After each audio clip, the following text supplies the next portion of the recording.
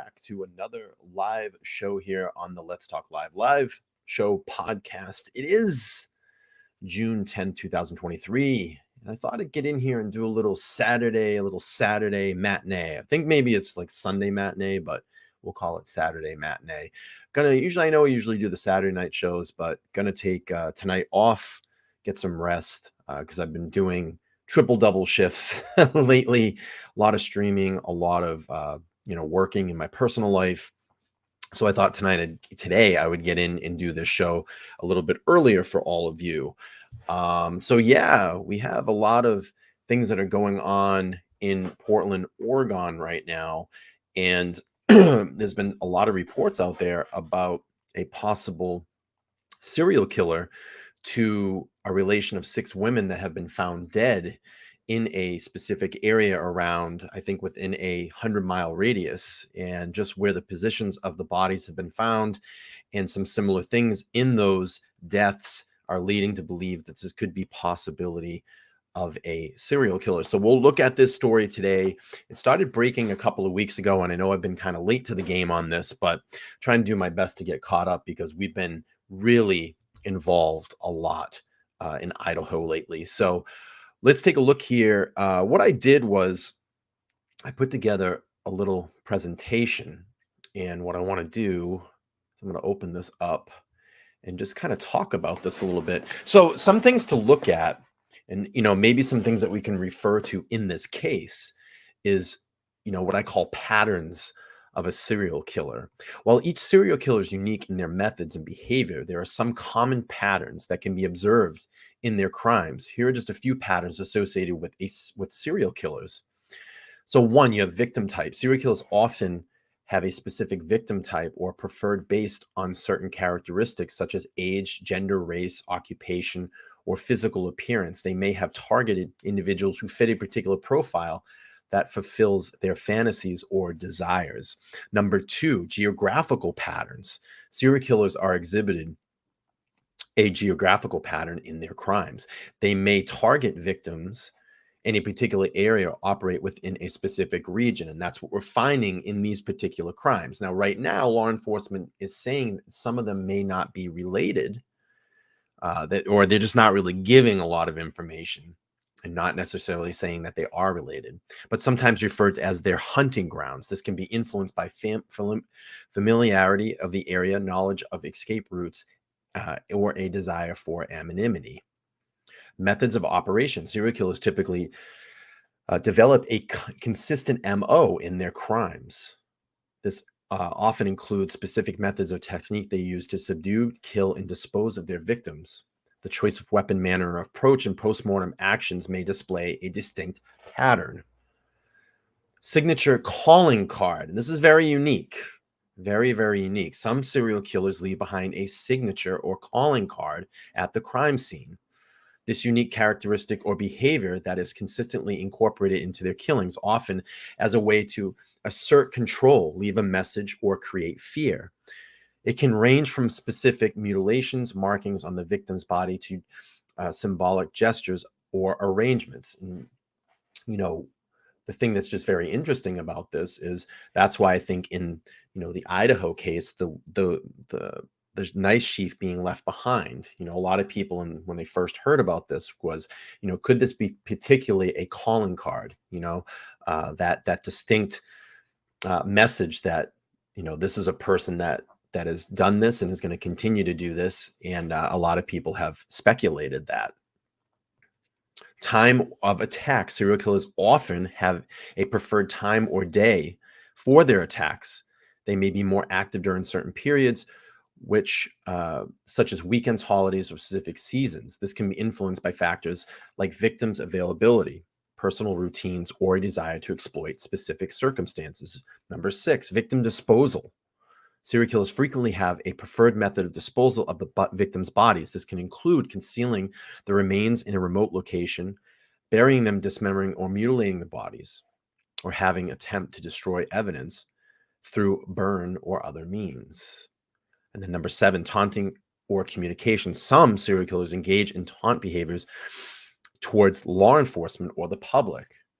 They may send letters, make phone calls, or leave messages at a crime scene, deliberately provoking and challenging investigators. This is a way they can serve or assert power and a prolonged fear associated with their crimes. And comes to mind, the Zodiac killer. So just cleaning this up and ending it up, it is important to note that all serial killers fit neatly into these patterns, and their behaviors can evolve and change over time. These patterns are generalized observations that have been noted in various serial cases, but each individual cases should be examined and investigated independently. So it's just some food for thought, before we get into kind of the heart of the show here. Just want to check something really quick. Just to bear with me 1 second. I've got a little housekeeping to do here. Just want to see what's going on with the chat, because I see people chatting, but it's not coming through the chat room. So let's see. Did I mess something up on the chat settings? Let's see. Sorry, guys. I don't like to delay. Okay. Looks like the chat's working now. Maybe we had a little bit of a delay. Here they come. All right, great. Just wanted to make sure. All right, let me take this off. Let me do this. All right, we got cleaned that up. Sorry about the housekeeping issue, but good morning, Michelle. How are you? I have one of my mods in the house. Candy's here. She says hello in today's afternoon stream. Please hit the like button on the way in. Thank you so much, Candy. Appreciate it. MJC is here. She said, I live in Oregon and it's creepy beyond Portland. Women keep going missing, then found dead in the woods, etc. Wow. Crazy, crazy stuff. I want to recognize these new members. We have Jessica Crockett has joined the membership team. She is now a rookie detective, which is fantastic. So we'll give her some. Richard has become a new member as well. Detective, thank you for the support. I appreciate it. So let's get into this story that has been reported back a couple of weeks ago. Just make sure that you guys can see my screen. Perfect.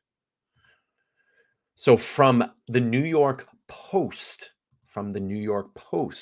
police investigate the deaths of six women in Portland to see if they're connected to a possible serial killer. Back on June 3rd, 2023, authorities are investigating whether the mysterious deaths of six women whose remains were found in and around the Portland, Oregon over the past 6 months are connected, and whether a serial killer is on the loose. The bodies of the half dozen women were found within 100 miles of each other on the sides of the roads, in the woods, or in secluded rural areas from February through last month, KGW8 reports. 5 different law enforcement agencies are investigating the women's deaths, and at least 3 of the agencies have said they are working with others to determine if the cases could be connected and have a singular perpetrator, according to officials and the local publications. In most recent case, 22-year-old Ashley Reel was found dead in a heavily wooded area of Eagle Creek on May 7th after she was last seen at a transit center in late March. Another woman, Joanna Speaks, also vanished in late March, and her body was found in a rural area of Clark County on April 8th. She died of a blunt force trauma to the head and neck, according to the Clark County Medical Examiner's Office, which declared her death a homicide. Wow, very interesting. So here you have kind of a map that's showing where in and around the area that all these bodies of these victims were found, and it's very close, extremely close. There's a picture of Ashley Reel, 22, went missing in late March, and her body was found on May 7th. You have Joanna Speaks' remains were found in Ridgefield, Washington on April 8th, and her death was ruled a homicide. Speaks is the only woman whose cause of death has been revealed by authorities. Interesting. Her sister Robin Speaks told KGW8 that she is concerned about the number of women in the area showing up dead. She says, I don't want to ever scare people, but reality is there's women dying, and it's awful. It's awful numbers, Speaks said. With each one, we as a family have talked about it, shared it, looked at the details, she added. We've talked to the detectives to see if there's any similarities. Bridget Webster vanished in early March, and her body was found on April 30th. The body of Charity Perry was found in, I think that's Ainsworth State Park, on April 24th. A spokesperson for the Clackamas County Sheriff's Office, which is investigating one of the deaths, said the detective is looking into possible connections. As we do with all investigations of this nature, our detectives are following up on every lead in this case, including several tips that are coming in from the public and comments being made on social media. The spokesperson told the Post, "We are working with partner agencies to determine if there are connection between the cases in Clackamas, I think I got that right, County, and the others in the region. The Polk County and Multnomah County Sheriff's Office said they are speaking with partner agencies about the death. Bridget Webster's remains were discovered on April 30th in Polk County. The local sheriff said a week before the grisly discovery, Charity Perry's body was found in Ainsworth State Park on April 24th. Perry had vanished in early March. Also on April 24th, the body of an unidentified Native American woman, you can see the rendering here, was found near the interstate of 205 in southeast Flavel Street in Portland. The remains of the unidentified Native American, possibly a Native American Alaskan woman, were discovered on April 24th. Christy Smith disappeared in December of 22 and was found dead in Portland on February 19th. Less than 3 miles away, Christy Smith, 22, was found dead near Southeast Deerdorf Road and Flavel Street in Portland on February 19th. She had been missing since December of 2022. Police are looking for the connection, but are giving up no information on any possible suspects they are eyeing. So I want to make sure, and I'm very clear about this right now, and I'm so glad that we haven't heard any of this. The speculation, does this have any ties to the Idaho murders? No, it does not. If it was, we probably would have heard something. And I have to say that, it's nice to see creators haven't, from what I've seen out there, creators haven't seen, taken this angle beyond belief and started implicating this. There may be some fringe channels out there that are, but for the majority of the channels that are out there, the larger channels and whatnot, I have to give some respect that they didn't run with this angle and say, oh, this could be Idaho related. So let's just get that out of our minds. It's definitely not. If it was, we probably would have heard things already. Let me just look at the chat really quick. Just want to welcome in some people. Jessica's here. Thank you so much for being here. Dr. Bob is here as well, one of my channel mods. Dr. Bob, I hope you're having a great day so far. Yeah, again, this little early stream this evening. I'm going to take the night off. We usually do Saturday nights, but I know that you all will come back and watch the replay. If you're watching the replay, hit down in the comments, #replay, so I know that you're over here checking things out. Jessica says there's a show on ID that's about the murders in Oregon. There's so much forest for disposal. I don't know how you could ever find anyone in such lush areas. Absolutely. LUISE's here. Hello, how are you? Good to see you. Yes, absolutely. We just established that. No connection at all to Idaho. Yep, I sure did say that. No, pretty sure the psychopath is still free and going back and forth between Portland and Central Oregon. Completely agree at this point. All right. So as we know, we look at some of the kind of the mainstream media clips out there, see what everybody's talking about. Let's bring up, this was reported about 4 days ago on the Law and Crime Network to get a little bit of what they're talking about, and we'll get some updates as we go along. Let's play this clip here. In the Portland, Oregon area, now investigators are working to see if the deaths are connected. We talked to a veteran prosecutor about whether or not a serial killer could be on the loose. I've covered a lot of crime stories over the years, many of them here at Law and Crime. It always gets me thinking about how important it is for all of us to stay safe. This is Palm pepper spray, and it can help you do just that. I'm just going to fast forward this because I'm not sponsored by Palm, and I don't want to be playing their ads. So here we go. February and May of this year, The bodies of 6 women were found within a Someone's 100-mile radius of one me. another By all in the means. greater Portland, Oregon area. The discoveries have led to speculation on social media that the deaths could be the work of a serial killer. The first was Kristen Smith. Her body was found on February 19th. Joanna Speaks' death has been ruled a homicide. Her body was found in early April. Bridget Webster vanished in early March, and her body was found in late April. Charity Perry's body was also found in late April, and Ashley Reel's body was found in May. The remains of an unidentified Native American woman were found in late April, but the Portland Police Bureau says her death is not believed to be suspicious. The Portland Police Bureau also said over the weekend that they have no reason to believe the deaths are connected, but law enforcement agencies are working together to determine whether or not they are, which they say is common practice. Some of the deaths have been labeled suspicious, but the cause of the deaths have not been revealed. Joining me to discuss how these law enforcement agencies will determine whether or not they actually have a serial killer on their hands, whether or not these deaths are connected in any way, is Mark Piepmeyer. He is a veteran prosecutor out of Hamilton County, Ohio. That's the Cincinnati area. And he's been involved in investigating and prosecuting many serial killers, including Joseph Paul Franklin, Samuel Little, and Anthony Kirkland. Mark, welcome to Sidebar. Thanks for coming on. Thank you. You're welcome. And actually, the first one I prosecuted was Alton Coleman.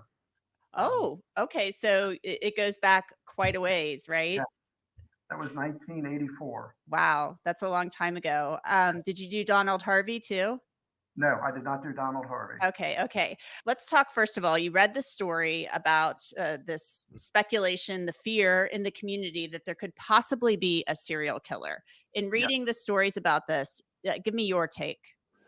I would agree. It's the victims appear to be the same type of victims, and some of the serial killers I've prosecuted, they're going after a particular type of victim. That's what I would use. Anthony Kirkland as an example there, and also Alton Coleman. They both had who they were picking, and actually Joseph Paul Franklin, who was an avowed racist, he shot Larry Flint because he had the audacity to have a white naked girl in his magazine with a black man. The 2 kids he killed in Cincinnati, he What's shot. up, Josie? How are He you, came man? here just because he was looking for African Americans to shoot. That was the entire reason behind. So there's a victimology there. Anthony Kirkland, who preyed on young girls. He liked to find younger women or girls. His gig was to rape them, strangle them, and then set their bodies on fire. Alton Coleman was just killing for the sake of killing. He just enjoyed killing. But again, he preyed on young, predominantly African American girls. And then the fourth one I tried, Samuel Little, preyed on prostitutes. Sam Little was a little bit different because to him, because I went out and actually interviewed him at a prison in California, his way of getting sexual gratification was to physically strangle someone. That's how to him, that was sex. And he told me, I'm just having sex with these women. Some people do intercourse. To me, sex is putting my hands around a lady's neck and strangling her. And he specifically sought out people that he thought would not be missed. So he would go to inner city areas, find prostitutes, pick them up, get them in his car, and then he would do his deed. So those are the 4 that I actually went to trial on. And again, looking at your case, the victimology seems similar, which someone is, in my opinion, targeting those type of women. So let's talk about that, because as a prosecutor, and your resume it's very impressive, very long. You have a lot of experience in this realm. You often work hand in hand with detectives, with law enforcement officers when you look at this. So tell me, you talked about victimology, obviously. Tell me what else you're going to be doing and what else you're going to be looking for, or what they will be doing out in the Portland area to determine whether or not these are indeed connected, whether these are even homicides. Yeah, and I'm not sure physically how close those are, but one of the first things you do is figure out, is the person operating in a particular area? Anthony Kirkland, for instance, it was close to where he was actually living, so he wouldn't actually have to drive to different parts of town to find these people. You also then try to see, is there a time of day or a night where these people went missing? And that's really the key. Where were they when they went missing, and what time of day or night was it? So you can try to maybe almost put out a trap for the person. We've never actually gotten to the point where we had a bait victim out there, because you'd be putting someone at risk to put someone, in this case, a young lady like the ones in Oregon, find someone to go to maybe a desolate area and wait to be kidnapped and murdered. It's more times than not, it's going to end bad. But that's really what you're trying to do. Try to foresee, well, what is he looking for? Not a And you problem. get a guy like Joseph Paul Franklin and Sam Little. They operated across the entire country, so it was kind of hard. It'd be hard in that situation. But if you have a localized serial killer like you have in Oregon, I would think that if I would meet with the police there, that would be our thing. Who's going to be his next victim? As best you can predict who he's looking for, what time of day or night, and where. One of the detectives, or at least a police officer with the Portland Police Department, really kind of poured cold water on the idea that this could possibly be a serial killer. But are we possibly too early to make that statement? He wanted to kind of back off that, claim or that speculation. I mean, if we have victims who appear to be of similar backgrounds, of victimology, as you mentioned, I think it's only logical to look at whether or not these could be connected. I would agree, and I think you are dealing with a serial killer.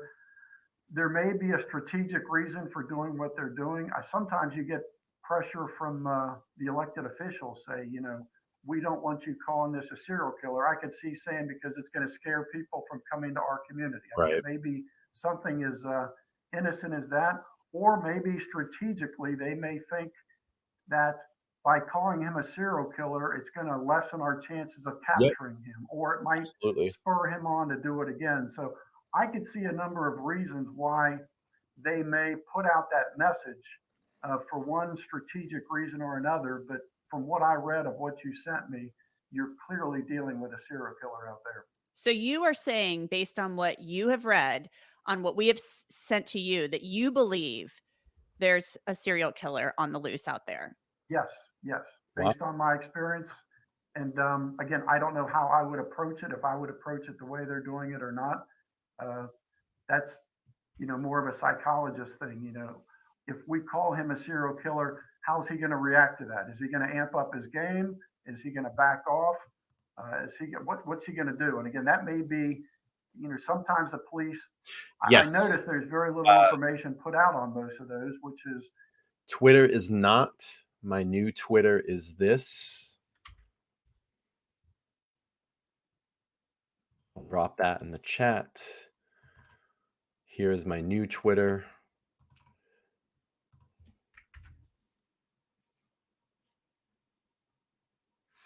That's my new Twitter.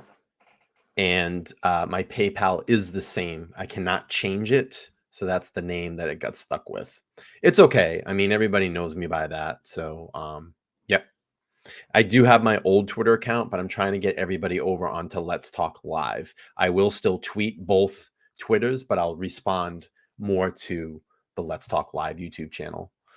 But yeah, thanks for asking. Yep. Let's see.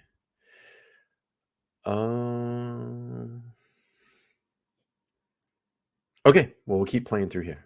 Sorry, usually what the police do, because if someone comes in and says, hey, I'm the guy you're looking for, he's not just going to parrot what he read in the paper or from a broadcast somewhere. They want to get the details from him. Or if a witness comes forward and says, Angelette told me she did it, and this is how she did it. If it's information that's never been put out there, then maybe she did give that person this information. So there's a lot of reason to be closed mouthed when you're in law enforcement, when you're dealing with something like this. So what should the next steps be, in your opinion, by law enforcement? The public, obviously, if there is this suspicion, they need to be aware. People need to be on guard. If this was happening in Cincinnati, we'd be at the homicide squad. We'd have a big map on the wall of the area where these murders took place. We'd be putting down, there'd be pictures up there of where the person was last seen, where they were found. You try to make a connection there and just try to put all these things together and try to find from all those, eventually people are going to notice similarities. Maybe it's every one of these happened by McDonald's, let's just say. Every one of these women was within a quarter miles of McDonald's and walking when they disappeared. Well, maybe that's something you want to focus on. But when you put them all together, it may just be a coincidence, but eventually you're going to find similarities between these cases, which will help you predict who you're looking for. That's the way we would approach it here. Let's say this is a serial killer. I would assume, hopefully, there would be some forensic evidence on these women, depending on the level of decomposition to their bodies, that could help maybe provide a link. I mean, we have cell phone data these days. There have been a lot of advancements.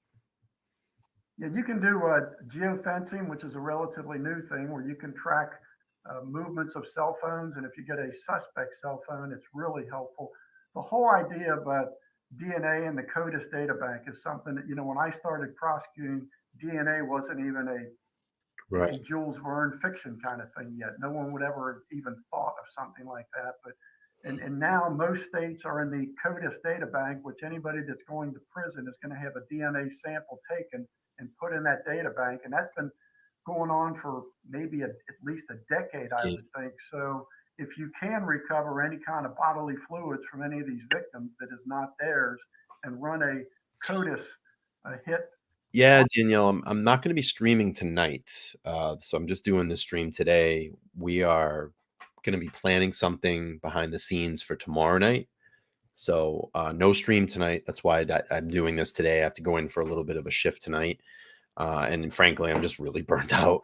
I did almost 125 hours in 2 weeks at my career, and then streamed an awful lot in those 2 weeks, like really late nights, not getting to bed until 1 o'clock and at night, waking up at 6 o'clock in the morning. So I'm feeling it today. So we're just going to do this stream this afternoon, give it a little bit of a break tonight, but hopefully be back and have something planned for you all tomorrow night that we'll be talking about with, some of my mods that we're putting together a show. So that will be on tomorrow night, Sunday. So enjoy the show today. If, like I said, if you're live, you're checking me out right now. If not, you can leave a comment after in the comments, hashtag replay crew to let me know that you're checking these out. Yeah, man, it's been crazy just doing so much. I'm super exhausted. Super exhausted, but I don't give up. Got to push forward, got to keep doing it. It's important to me to keep getting this channel out there and getting it across YouTube and growing this community. It's the most important thing. If you're a new member over here, new subscriber, make sure to smash that like button, smash the subscribe button. The most important thing is to turn on your bell notifications so when I go live. I know it's kind of a weird time for me, but it'll get back on track soon. The most important thing is that I keep making content, having content for you all to come here. So it's my passion. It's my passion. It's my love. So let's keep playing through this. We got a couple on something videos like that, then you're almost home free. That's one of the greatest advancements we have. But the other thing is, LUI, she says, keep the money train rolling. It's really, I'd say it's really not about the money when I do this. It's about the passion. It's about the enthusiasm that I have to come on live and do this stuff and perform. And, if we can give good relevant information over here on this channel, that's what we want to do, and we respect the victims, respect the process, respect our justice system. We back our boys in blue here. And, that's what we do. So it's, I have a daytime job that I do, and I love to do this in my spare time. And if you want to challenge me on about making money on YouTube, believe it or not, you really don't make a lot of money on YouTube until you're, thousands and thousands of subscribers, hundreds of thousands of subscribers. So if I broke down what I'm literally making per hour, it's not very much in my payouts. So it's a passion, it's a love, That's why I do this. So anyway, we'll keep going on. There's cameras everywhere anymore, and I would think they're looking at where these women, again, what their path was or their normal path before they disappeared. And so there might be a blue Chevy pickup truck that's seen in a couple of these areas when these women disappeared. So those are the kind of things I think that the police were looking for.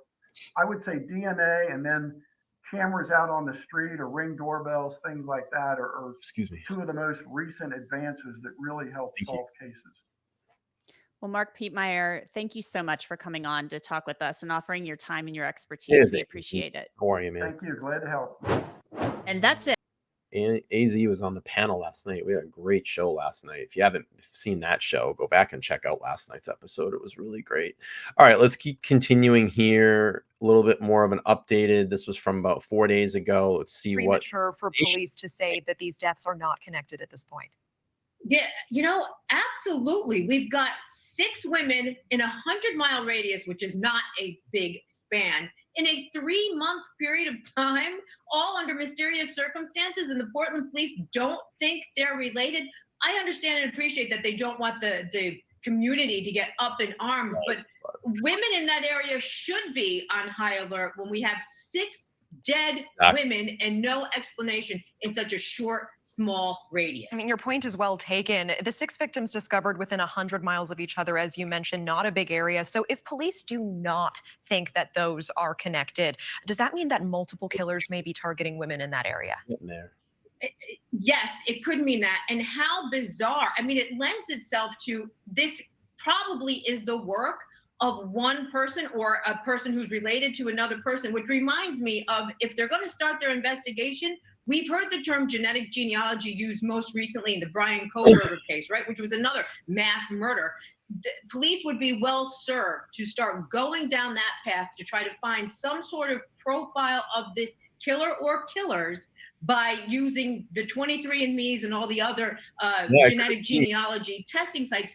Blue Flame makes a good point here. It says, what if these women were murdered by a sex trafficking ring? Absolutely. I mean, we know there's a lot of that out there in the Pacific Northwest. We know that there's a lot of struggle with drugs out there.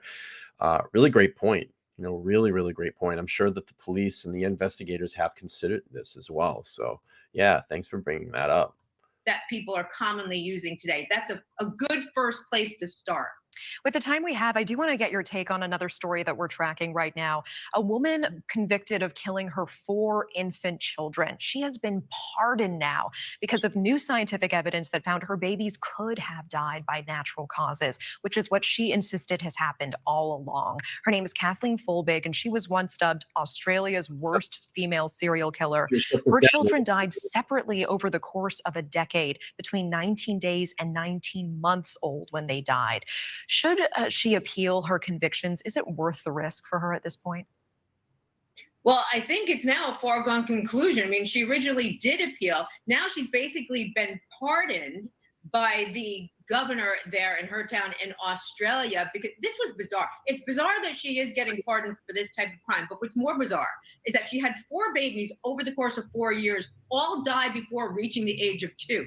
One is strange enough and sad enough, but on baby number 2 and baby number 3 and then baby number 4, she wasn't charged until 2001 for all 4 deaths. 3 of them were murder convictions. 1 was a manslaughter conviction. And in 2018, it was discovered she had this strange COM2 gene that could have caused a natural death for all these babies. Seems bizarre, but 90 doctors and scientists gave the okay, and her petition was filed, and she won. Okay. Jonna Spilbor, appreciate the time and insight. Thank you so much for your time. Thank you. All right, let's move on here. Let's see. Let's go to this one here. So joining us now for more perspective is Dr. Debbie Goodman. She is a criminologist, a professor, an author, and an expert analyst. Dr. Goodman, as always, I love talking to you. So we just heard from Alex there. Portland police say there is no reason to believe these 6 unsolved cases right now are connected. Now, armchair detectives, not so sure. Would it make more sense to say there's no evidence yet to say they're connected? I mean, it's semantics, but does it make a difference in your eyes? Yes, well, as always, good afternoon, Nicole, and certainly a pleasure to join you for the conversation. So, the concern for me as a criminologist is just the information we have thus far, with the information that 6 women, all of the same gender in that regard, are decedents in a 100-mile radius. So, certainly, I'm concerned of the potential that this could be a serial killer. Now, if the numbers were different, if we had 1 decedent or 2, then certainly investigative techniques would be different, meaning they'll be analyzed and evaluated by our local, state, and federal agents and officers on this individual basis. But for me, I'm concerned with the number that we have 6 cases, and although we may not know a direct link or alignment, but we do know that they're all female and they're found within this wooded type of area.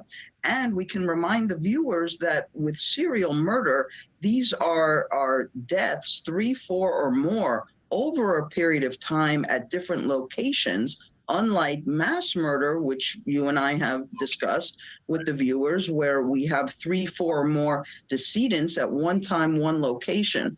So I think, of course, we have the faith and trust in our investigative experts, but that number for me is very high, and it does align with our category and classification of serial killing. I mean, just look at the placement where everything is. Look how close these are. The unidentified woman and Chrissy Smith are like almost next to each other, and you have Portland right here. This here is a little bit more spread out, but this is a little concerning here. This is where I would start kind of looking. I'd look at these 2 cases very closely. Even this over here, Ashley Real, is just so close. But strange, very, very strange. Well, I find it very interesting that you say you have concerns, especially because you're not connected. None of these are connected. so knowledgeable about this. But I want to look at this from investigators' perspective here. Police saying, that these are online rumors, and they talk about the potential danger of that. Talk to us about the potential danger of what they're calling these online rumors. How can they potentially interfere with investigations? Certainly. Well, we understand online and how and why the public wants to get involved. So that in and of itself, I would absolutely encourage. So I'm just going to pull this up. Blue Flame says, I studied gangs in college for my sociology degree. What happened on King Road looks like what MS-13 prefers to do to victims. They don't use guns. They use knives and machetes. So let me challenge you on this. So out of all the residents in King Road, it's been looked into that not even any single one of the persons that have ever lived there have even received a traffic violation. And you're going to say that all of a sudden that these people are involved in huge drug rings and with MS-13? I don't see the connection. And what I would urge you to do is to go back, and I'm going to do this for you. There's case files, and it seems like you're pretty smart. You went to college, and that's awesome. Go back and read the case files. You start piecing things together, you can kind of figure things out. All you do is click on that link there. You can scroll down. It has all the legal documents there. I've spoken about this already. People really need to stop doing the drug theory, the angles with drugs, the angles with cartels. There's a lot of misinformation on a lot of what I call them fringe fucking channels that pop up and put all this stuff out there. From what I've seen, and I've watched many, many hours of these, I call them kids because they were just kids. I've watched countless number of hours of these kids. I've watched countless numbers of hours with the Gonzalez family. I've watched whatever interviews that have been out there from any of these other parents. And I said this the other night. Why? Because possibly Xana's mom struggled with drugs. We know that's been put out there. So you're going to make a connection just based off one parent. I don't see it. A lot of people, struggle with dependency issues. A lot of people abuse certain substance. Doesn't line them up with being in a cartel, or these are cartel killings. I don't see the angle. We're going to get to court. I think that they have the right person in custody. Again, we've spoken on this a million times over. Brian Koberger right now is innocent until proven guilty in the court of law. We will hear tons of more evidence in this case as it goes forward, but I just can't get with the drug angle. I just don't see it. And I really wish people would stop talking about that, because there's been no indication so far. And if there was, why hasn't there been any other arrests in this? Oh, wait, maybe because it's just such a grand conspiracy to cover up all the other things that have gone on in Moscow. I know that's the angle that's out there too. But until I can see receipts and someone prove that to me, I'll go with it. But we have case evidence. We stick to the evidence here. We stick to the files, and we base our opinions off what's out there based on the information that we have so far. So that's really enough that I want to talk about on Idaho. I really wanted to get away from that on this stream and just really focus on what's going on here in and around the Portland area, because there hasn't been a lot of coverage on it. So we'll continue here with this rest of this show, and we'll have probably something planned for Idaho tomorrow. So let's keep rolling on here. Courage once high-profile crimes such as this become now in the public domain. As you and I know, Nicole, having evaluated several cases, the public can be a tremendous help. But we would want to ensure that there is prudence and that there is careful thought and consideration to just make a blanket statement by anybody to directly classify this. I wouldn't do that either. I'm not going to say this is 100% the work of a serial killer. That would be invalid. But I do share with you that the numbers concern me. We would most certainly, as investigators have already demonstrated, like the public to share information. That's why these tip lines are so important. Anything and everything that anybody who may have been affiliated with any of these 6 victims would have any type of knowledge, even if they think it might be something minor, moderate, major, it would still be very much encouraged to share that with investigators. So that would be my hope at this moment.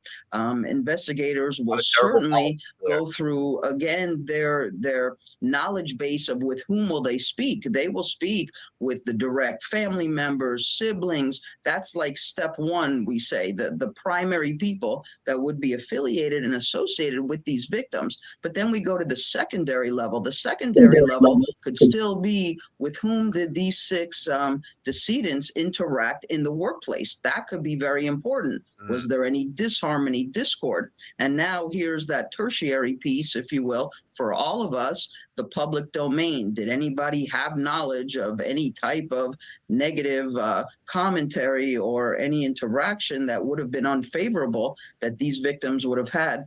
And then I do think, Nicole, as we speak about these cases, the social media aspect is still going to be important, meaning investigators will do the deep dive into these 6 decedents' social media, with whom might they have been talking and interacting.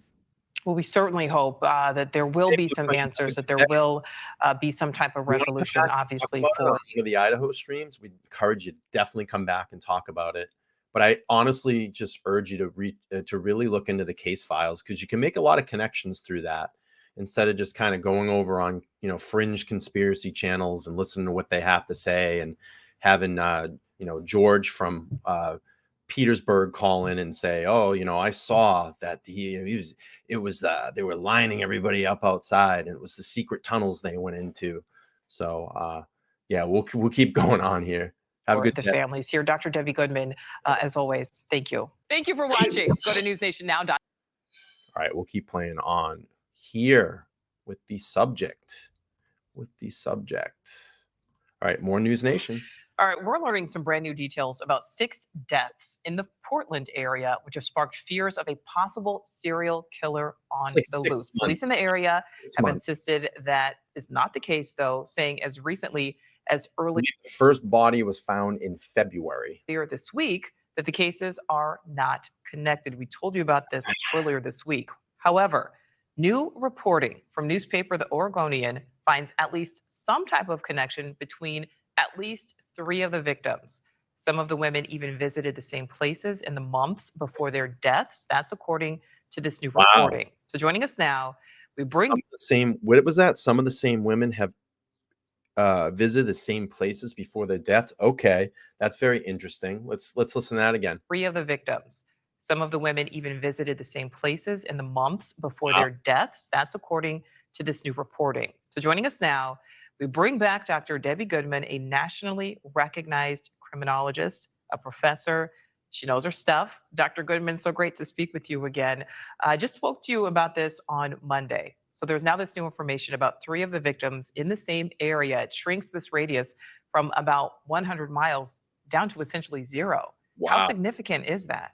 No, it's been 6 months. Yes, good afternoon, Nicole. Always a pleasure to join you for the conversation. And this, for me, as a criminologist, is very significant. So when we last spoke, we knew of 6 female decedents within the 100-mile radius, but this new information really is huge. Why?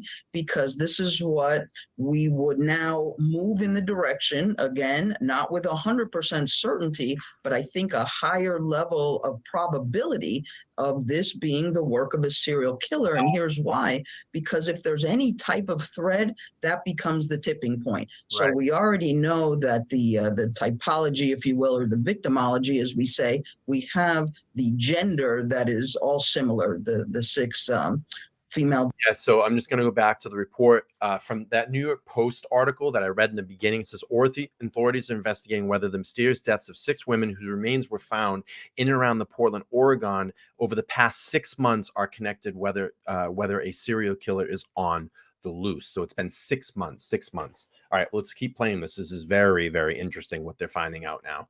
Decedents, but if they frequented a location, Absolutely. then as we speak, we will have a very police presence at these locations to query employees, to scour any type of credit and debit card transactions. And for me, 3 out of 6 really is. And that's, and I'm going to dip a little Idaho here. That's the thing that people have to take into account too. When you're hearing how they do all these investigative tactics to figure out who is what, where, and why, you can start making all those connections, small things like just even purchases. You can, a gas purchase, if you're not using cash and you're using a credit card, that leaves behind a digital footprint. We know about cell phone data, especially in the Murdoch case. We heard a lot about that. Geofence locating, anything that has any digital thing now, you can track and get specifics into an area of a location. I think you're going to see a lot of that data specifically in Idaho as well too. So it's really, really crazy.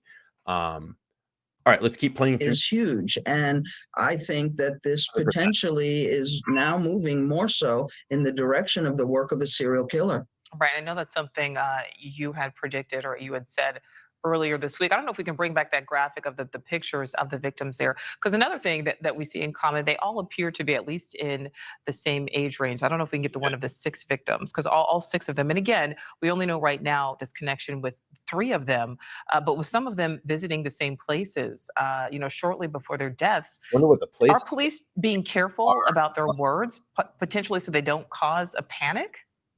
Yes, I think that is absolutely correct. And our local, state, and federal law enforcement officers and agents, I have the utmost confidence. And as we spoke last, the semantics on a lot of this will be important. So certainly our law enforcement officials do not want to create the panic, the fear, the anxiety unnecessarily so. However, as we proceed with this and hour by hour, as we know, as new information comes forward, then I think it would be important, certainly for me as a criminologist, to really recommend that our citizens, particularly in the states and the city, just operate a little more, let's say, on high alert, meaning see something, say something. And if something just simply, Nicole, doesn't look right, sound right, feel right to a citizen, that should be a prompt to make the call to police. That's why we have our law enforcement officials. And the day-to-day hope, of course, for all citizens is safety, security, and survival. So we would never want that to be compromised. And again, the recommendation for citizens who may know anything at all to please call police with any tips. And I know know when I spoke with you earlier this week, you said, it seemed very likely that this could be the work of a serial killer. Dr. Goodman, we still don't know the cause of deaths for the victims. It hasn't been released. If there are different reasons for their deaths, if there are different causes, would that make it less likely to be the work of a serial killer? Well, it depends, Nicole. It's not uncommon. First, we'd like to think that the way in which these murderers operate are aligned in totality. If now again the majority of the decedents have died in a certain way, I believe it has been verified that one of whom misspeaks died of blunt force trauma to the head and neck. Now, if we start to our investigators reveal that there is similarity, then again we're moving in a higher level of direction for a serial killer. However, I will tell you also, sometimes they will change their methodology, particularly when they know that now law enforcement officials, that they're in the spotlight. And they too, these killers, do follow media and journalism reports because they enjoy that. So we will see. Dr. Goodman, always enjoy talking to you. You certainly are an expert in your field. If we get more information, we're going to bring you back. Thank you so much. All right. Yeah, I want to just address a little bit what was going on there in the chat. We had someone pop in and they may still be watching, and that's fine. They talked about, this, we got into Idaho a little bit. I really wanted to get away from that. All our material on this channel can't be Idaho, as much as we have love and passion about that and following that case. It's been the topic of YouTube true crime for a better of the last 5 months. Of course. And sometimes as a creator, we need to kind of pull ourselves away from that to give ourselves some downtime to come down, and especially to look into some cases that are going on. This specific case that we're covering today, or these cases, this scenario is happening in and around that area. Now, I'm not saying that any of this is connected in any way. I've established that very much earlier on in the stream, if you go back to the beginning and listen to that. But we had someone that came in the chat and they started to talk about MS-13 gangs, that they studied this in college. And again, she's probably very educated. But I challenged that person, or he or she, I challenged them and said, I don't see any indication, and I've said this on many past streams, and I've addressed this a lot in my last 3 or 4 streams, this whole drug angle that is affiliated in the Idaho 4 case. I just don't see it from what I'm seeing, based on the evidence, the facts, the legal documents that we have, based on countless hours of video that I've watched of the families that have given interviews, especially the Gonzalez family, the TikToks, whatever I've seen of students. And I even look at, the 4 victims that were in this case haven't even received a traffic violation, and you're already going to escalate them from someone have a moving violation to be this king drug lord. Again, there's a ton of misinformation out there. There's a ton of these fringe channels that pop up on YouTube and give a lot of misinformation. Now it is you as a person or an adult to sort through those things. We here on Let's Talk Live stick to the legal documents, and we base our assumptions and our opinions off those documents. Again, this might not be the channel for you, and that's fine. There's countless other channels that you can tune into. I personally am not going to go there. I'm not going to do it.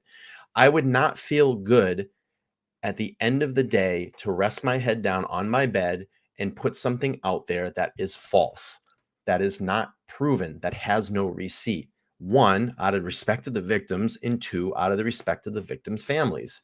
I would not feel good putting something out there that's just wrong. But then I get called closed-minded because I won't accept that they're putting information out that this is drug related. I haven't seen anything in any of the legal documents that I've read through that would indicate anything that this has something to do with drug related crimes. Okay. I could be wrong. I don't know, but we're going to find out here when we get to October, and possibly on the start date in October. I still think it's going to get pushed into 2024 for an extension of time, because we're seeing a lot of that from the defense right now. in a lot of the motions. And like I said, you can go back and read the legal documents. I'll drop that link before I close the stream up tonight. But I just don't see how I'm being closed-minded. I think you're being closed-minded because you're not able to look at the evidence that's been put forth in front of us right now. You're ignoring that, and you're going off something that is not fact-based. That's just my opinion. So again, if you're looking for that type of content, you're just not going to get that here. You know, we like to align ourselves with facts. We like to align ourselves with the law.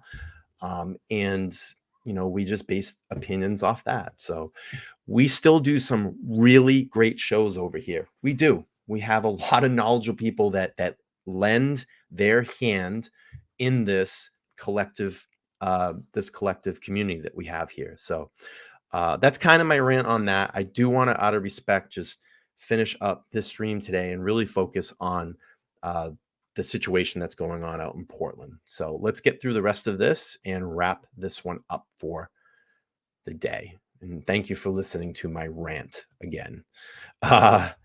Okay, where was I? Let's take a look here again. News Nation really doing a lot of. Okay, this is Live Now on Fox out in Portland. Let's watch. Welcome back here on Live Now from Fox, 7:30 on the East Coast and 4:30 on the West Coast. Let's head over to Portland now. That is where the remains of 6 women have been found in and around the area since February, prompting fears of a possible serial killer. Portland's police saying they have, quote, no evidence the cases are connected, but that has not stopped people from talking. There's a lot of chatter all over social media. Joseph Jackson. You know, that's the thing, you know. Let me just go back to this. I'm sorry, I just pulled the wrong one up, and we'll get to that, Danielle. You know, Jessica says, Brian, you're farther than close-minded. You just want to keep the integrity of the victims. That's absolutely what this is. You don't think that the Gonzalez family doesn't watch these true crime streams about their family? Of course they do. I mean, there's been some other creators right now that have had some contact with them on their channel. You know, I'm not going to get too much into that because I don't like to talk about other channels on my streams, but you guys all know who it is. And, you know, you don't think that they don't watch these channels. Of course they do. And I would not feel good about speaking about someone, one, that I don't know that's been brutally murdered. Two, I don't even know the Gonzalez family. I don't know any of the other families in this. And I always refer to the Gonzalez family because they've been the most vocal. They've been the most ones that have been out into the media, giving interviews, keeping this case to the forefront of everybody's minds. And it should be, because it's a very important case. And again, if Brian Koberger is not the person that did this, then we need to find out who did. Okay. And he will have his day in court. And right now he is innocent until proven guilty. But I just consciously, I could not go to sleep at night and lay down on my bed that's literally right there and feel good about myself at the end of the night. I just can't do it. I can't do it unless something it comes out in court and there's a legal document or there's some facts that come out. And, you know, until that's how I stand here. That's how I stand here. So let's keep playing through. Jack Alone is a retired NYPD sergeant. He joins us live to talk more about all of this. As always, thank you so much for taking the time to be here. Thanks for having me, Josh. First off, your thoughts when you hear something like this, because again, this story has been circulated all over the place here, especially in the last week or so. Yeah, this case is turning out to be very interesting. So there is a lot of work that goes involved in this. So law enforcement, I believe there's at least 5 police agencies in this, and also where the location is, it's not far from Canada. So they're going to have to work some international ties with this too, to try to determine if these women are related in any way, if they could find some nexus between them. Now, I know only one so far has been declared a homicide. So the other ones, we have to wait for the autopsy reports. If we get toxicology reports, we're going to get all these things, and sometimes they take time. So I guess this is kind of, I hate to say stupid question, but why do you think that this is gaining so much traction on social media and so many people are talking about it? We should be talking about it. Well, we've seen the true crime community really grow here on the internet, specifically with social media, whether it's, you know, they're doing their own investigation or they're just, you know, very interested in these topics. You know, it's always been this way, so to speak. I mean, even back when I was a kid, they had the detective magazines and all those other things. So I don't find that unusual at all. But what I do worry about is what we kind of saw in Idaho, where people start, generally just making up things or doing things that are This is exactly what I just fucking talked about. You're hearing this from an expert, an ex-NYPD retired sergeant is fucking saying this right now. So if you think that I'm an asshole for saying it, and someone that's probably had many years of experience in law enforcement is saying it, well, if you don't want to believe me, listen to him. This is exactly what I just fucking talked about. This is what ruins these cases. Misinformation that's put out there, and it turns the victims and their families into the assholes. And I don't see how that can be. I just don't see it.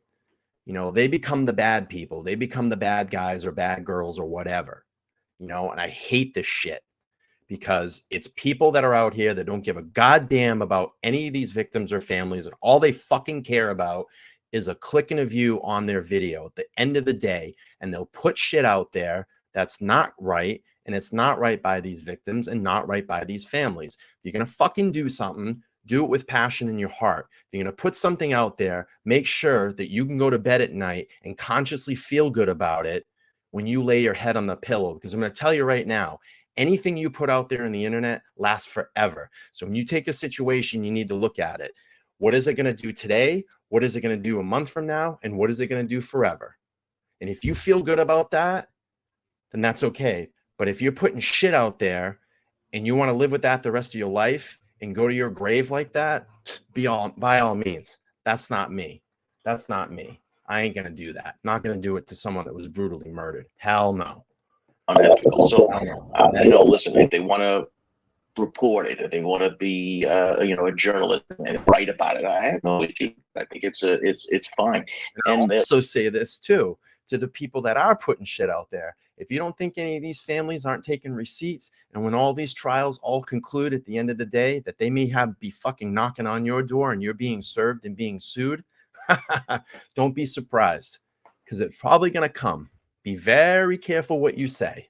There are a lot of people out there with some skills that can find things on the internet that either the law enforcement agencies don't have the time for because now they're really tied up into this, or, that they can just, kind of help move this case along a little bit, try to find out who these women are. And that's generally the first step. I believe at least 2 are unidentified so far. And police have said so far, especially after people started speaking about it here, that they have no evidence the cases are connected. Is that essentially cop speak for they could be connected? They don't want to release too much information. What does that mean when police do go as far as to say we have no evidence right now they're connected? Oh man, right. So right now, remember this, there are at least the 6 crime scenes that they're dealing with, right? When people say, well, you said crime scene, does that mean it's a homicide? No, you treat every death as if it's suspicious. I'm going to rant again right now, man.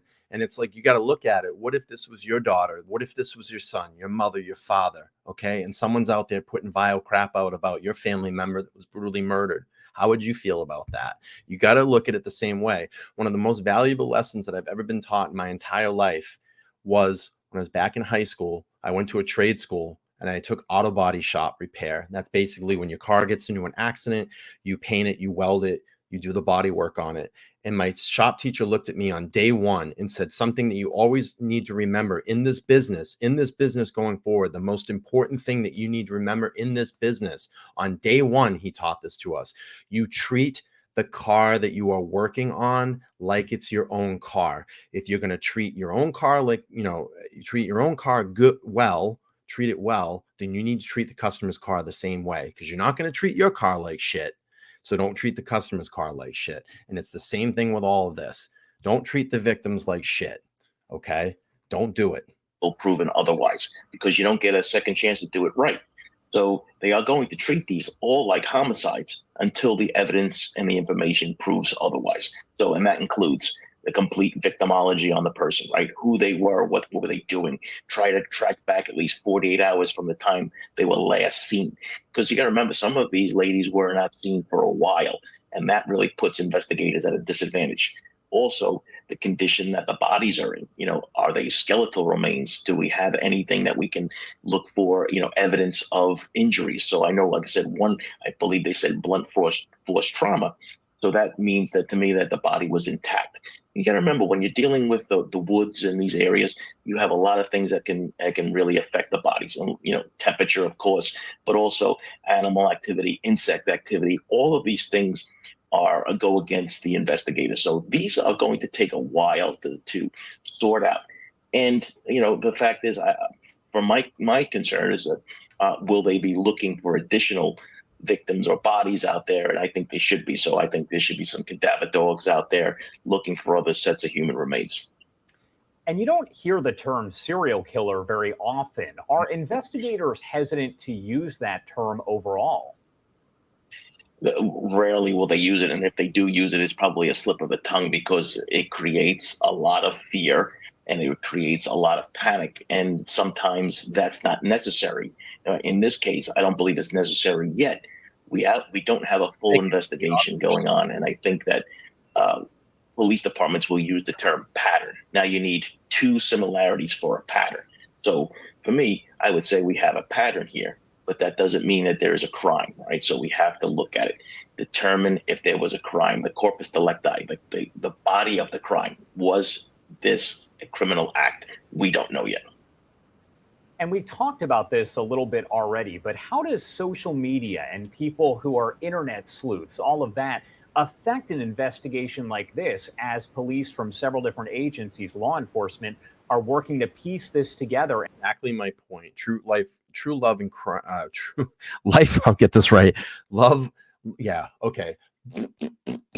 I wish I had a computer dial-up modem right now. I'll do this one. Bing, bing, bong, bong, bing, bing, bing. So, life, love, and true crime says these four were humans. They had families, and we need to help keep that in mind and have respect for them. What if this was your family members? We all need to keep that in mind. Absolutely. 100% agree. Yeah. Take 7. And see if there are possible similarities or patterns.